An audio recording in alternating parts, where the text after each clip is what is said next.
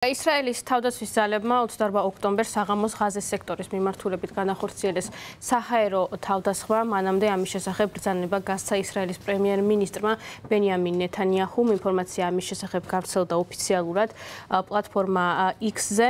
როგორც აღნიშნავს ისრაელის მხარე, ჰამასმა დაარღვია ცეცხლის შეწყვეტის შესახებ შეთანხმება, რის შემდეგაც ისრაელმა განახორციელა საჰაერო თავდასხმა. ისრაელის მხარე აცხადებს, რომ განაახლა დარტყმები მას შემდეგ, ჰამასის ტერორისტებმა რაფაში ცეცხლი გაუხსნეს ისრაელ სამხედროებს.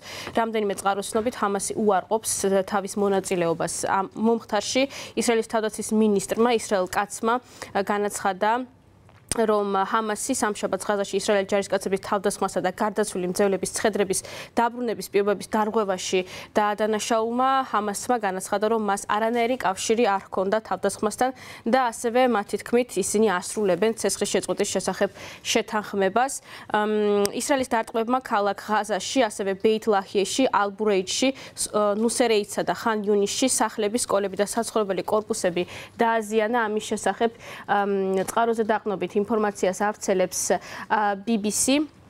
როგორც ვკითხულობთ BBC-ს მიერ გავრცელებულ ინფორმაციაში, ისინი ეყრდნობიან ღაზის სამოქალაქო თავდაცვის სააგენტოს.